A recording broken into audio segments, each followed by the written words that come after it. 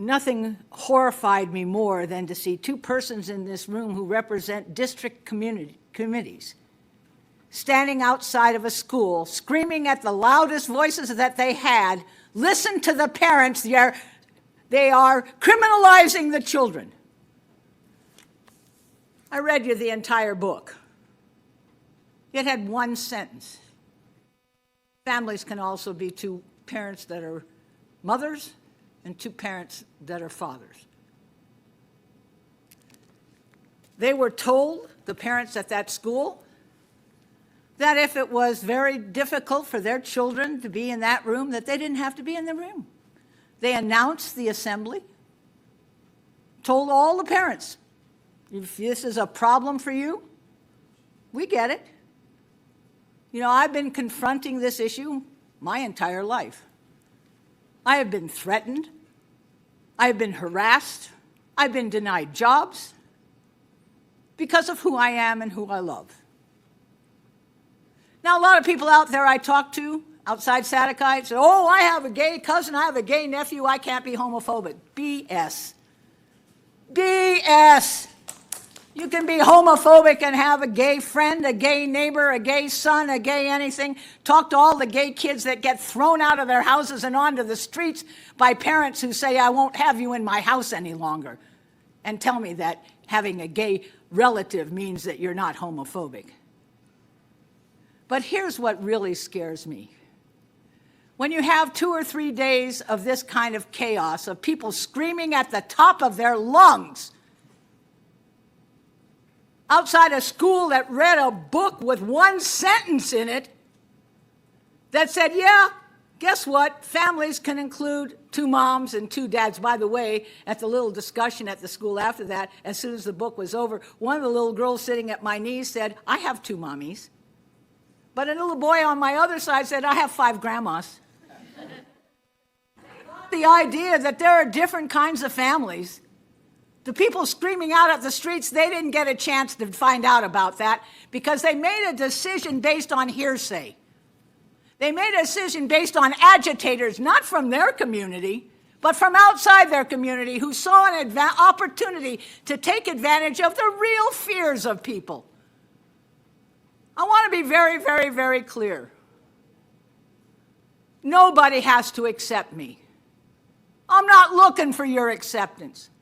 But you better treat me the same way you treat everybody else. That's how we live in this country. You don't have to love me. You don't have to like me. You can think I'm the devil incarnate. But you better treat me like a decent human being because that's how I treat you, even though you don't believe that I have the right to exist. I am very tired of having young people and adults in the LGBT community hear 3 days of yelling and screaming about this. What do you think that did to them?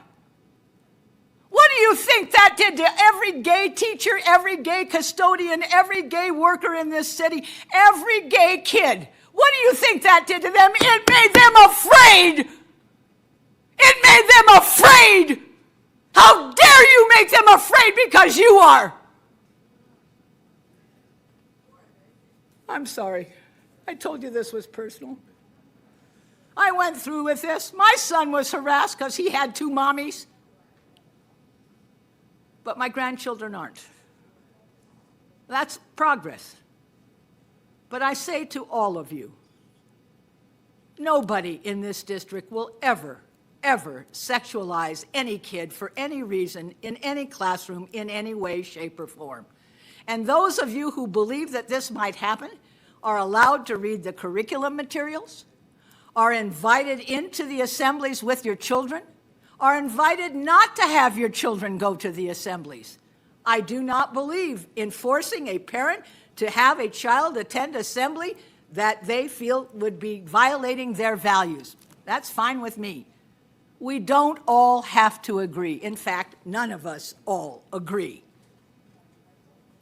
But we are going to stand up and say to people shouting outside of a school and to the media that when you broadcast this in the way that you did, you frightened LGBTQ kids and adults in every school in this district and in this city.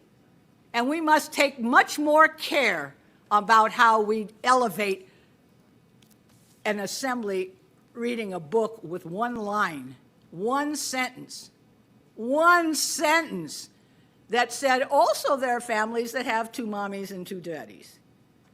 That was the terror outside of Saticoy. I want to close by saying to those parents who were very afraid, I understand your fear. I'm not saying that there aren't people trying to make people afraid. There's one whole party in this country now whose whole campaign is to make everybody afraid of everybody else. Everybody afraid of everybody else. We're afraid of immigrants. We're afraid of black people. We're afraid of brown people, Chinese people. We're afraid of gay people. We're afraid of this people. We're afraid of those people.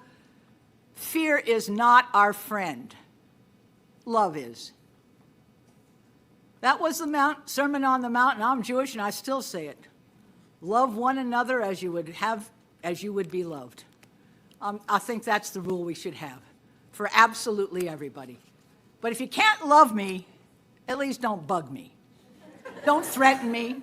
Don't make me afraid. Treat me with respect. I'll treat you with respect, whether we agree or not. Thank you very much.